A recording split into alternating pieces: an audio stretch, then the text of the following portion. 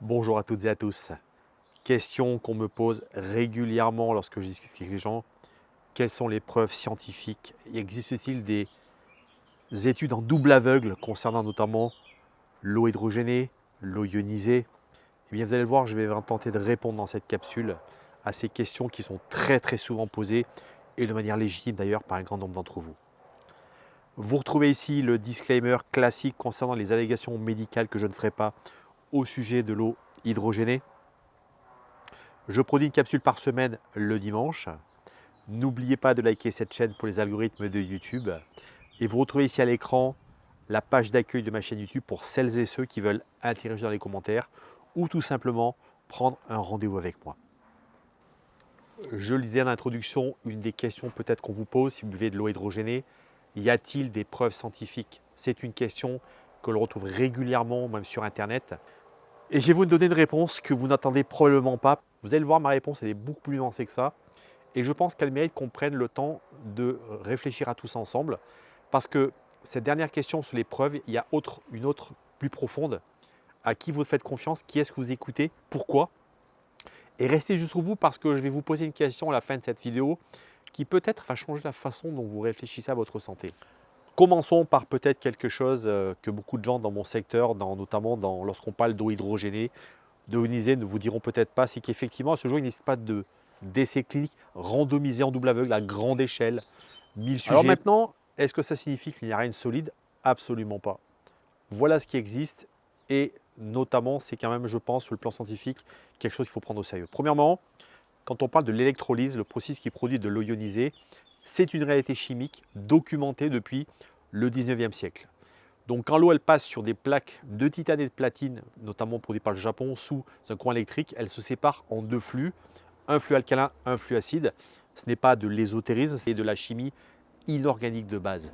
Deuxièmement, le concept d'ORP, donc le fameux potentiel d'oxydoréduction, donc la capacité d'une eau à céder ou à capter des électrons, ou une eau donneuse ou voleuse d'électrons, c'est pareil, c'est un paramètre physique mesurable avec un seul appareil. Je vous mets ici d'ailleurs un visuel. Eh bien, l'eau hydrogénée, elle a un ERP négatif, ce qui signifie qu'elle a un potentiel antioxydant. Vous pouvez le mesurer vous-même, ce n'est pas une opinion.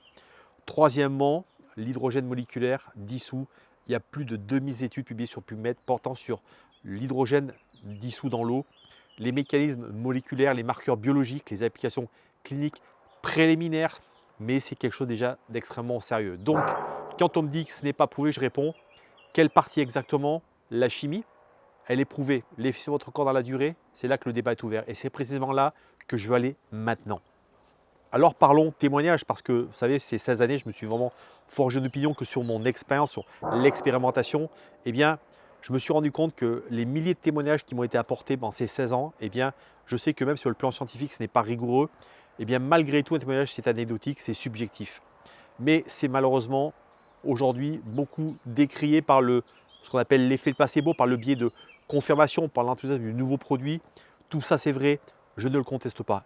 Et pourtant, ces témoignages, vous voyez, viennent de vraies personnes avec de vrais corps qui ont observé des changements dans leur vie quotidienne, donc pas dans un laboratoire avec des protocoles contrôlés, mais dans leur cuisine, dans leur salle de sport, dans leur vie réelle. Est-ce que si je vous dis que je dors mieux depuis 3 semaines, c'est une preuve scientifique? Non. Est-ce que quand 10 000 personnes disent la même chose, il ne se passe rien? C'est une question que la science elle-même commence à prendre plus au sérieux. Effectivement, et je le redis, les témoignages ne prouvent rien individuellement. Ensemble, ils forment quelque chose, certainement pas une certitude, un signal. Et ces signaux-là méritent quand même qu'on les prenne très au sérieux.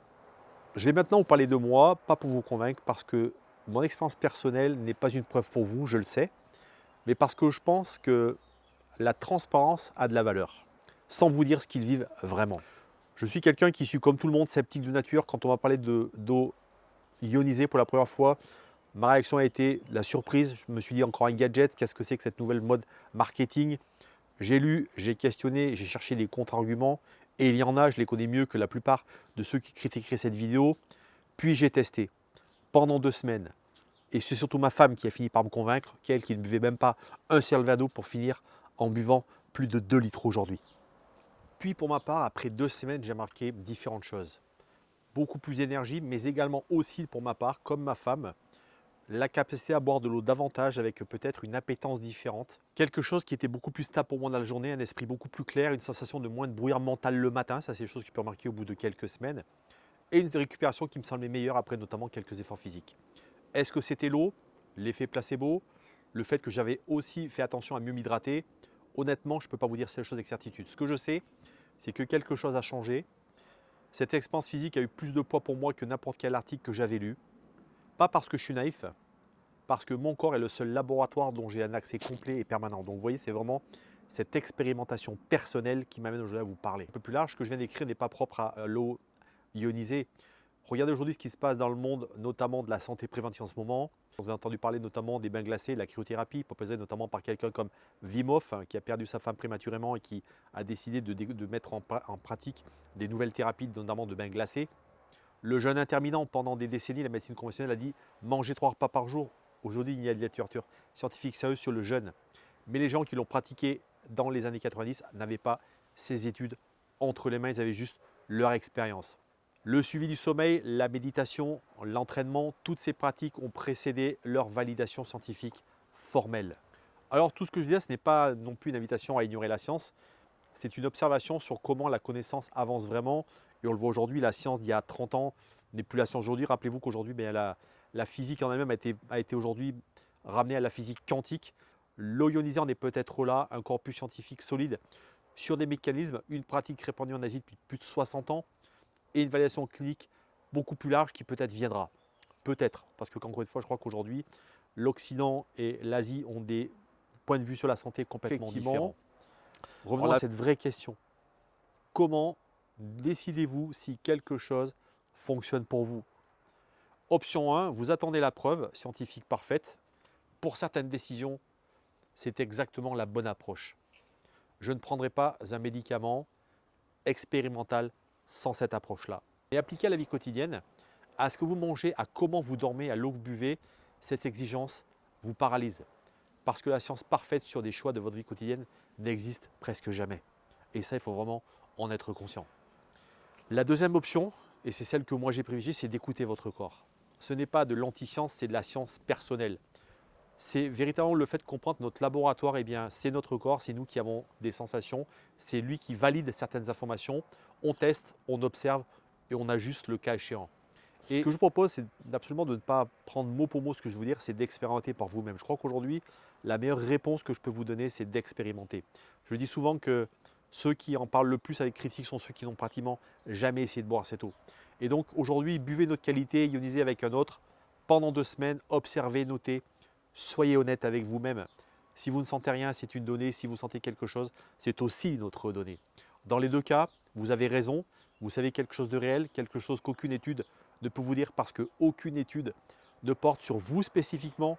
Et vous le savez, nous sommes tous des individus à part entière avec une biologie différente et avec effectivement des résultats différents. Conclusion, finalement, on pourrait se dire, y a-t-il des preuves scientifiques sur l'ionisé? Oui, dans une certaine mesure, sur les méthodes chimiques et physiques, qui, vous l'avez compris, sont solides. Par contre, les effets à long terme, on doit effectivement reconnaître aujourd'hui que c'est vraiment insuffisant à ce jour. Est-ce que les témoignages comptent? Pour moi, oui. Pas comme preuve absolue. Comme signe que quelque chose mérite notre attention? Certainement. Est-ce que mon expérience personnelle vaut quelque chose? Elle vaut tout pour moi et rien pour vous. C'est normal, c'est complètement honnête. Ce qui m'intéresse maintenant, c'est vous. Dans votre vie, quand vous prenez une décision de santé, que ce soit l'alimentation, le sport, la qualité de votre sommeil, une bonne hydratation, est-ce que vous attendez la validation scientifique ou est-ce que vous expérimentez d'abord et analysez ensuite? Dites-moi dans le commentaire, pas pour me donner raison ou me contredire, parce que je pense que la réponse à cette question dit beaucoup sur la façon dont chacun de nous construit sa relation à sa propre santé. Si cette vidéo vous avez à réfléchir, même si vous n'êtes pas d'accord avec moi, partagez-la à quelqu'un qui se pose les mêmes questions. Rappelez-vous, pour aujourd'hui bénéficier d'une eau hydrogénée chez vous, à votre eau du robinet, vous devez acquérir une solution santé de qualité médicale fabriquée au Japon avec ce pays qui a la plus haute expertise sur le plan à la fois technique, sur le plan de la qualité des matériaux, parce qu'il s'agit ici de parler de titane et de platine, puisque vous allez boire de l'eau ionisée. Donc à ce titre, il faut aujourd'hui avoir un fabricant, un manufacturier si possible, qui respecte un cahier des charges extrêmement exigeant, avec notamment des normes ISO 13485 qui sont des normes médicales. Et de plus, sachez qu'aujourd'hui, bien, la longévité de ces appareils fait que ce marché est un marché extrêmement prometteur pour l'avenir, puisque nous avons à l'heure d'aujourd'hui des appareils qui ont plus de 25 ans d'existence. Et en dernier lieu, et ça c'est pour moi la cerise sur le gâteau, vous allez découvrir comment l'eau peut devenir véritablement un outil global dans votre maison, que ce soit par l'utilisation des différents pH, de pH acide à des pH très alcalins. Rappelez-vous, l'eau hydrogénée, elle a deux grandes qualités majeures. La première, c'est une qualité d'hydratation différente parce que rappelez-vous que son poids, qui est 88 fois moins important que celui de la vitamine C, permet une pénétration notamment dans les mitochondries beaucoup plus importante et à ce titre une hydratation vraiment différente.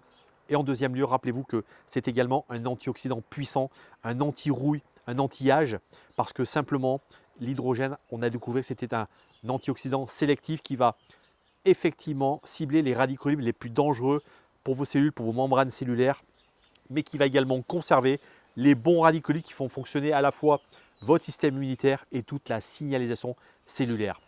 Pour celles et ceux qui veulent en savoir plus au sujet, bénéficier d'une présentation complète et surtout savoir comment on peut aujourd'hui acquérir cette solution santé, je vous remets ici à l'écran la page d'accueil de ma chaîne YouTube par laquelle vous pouvez prendre un rendez-vous sur un lien Calendly. À très bientôt. Prenez soin de votre santé.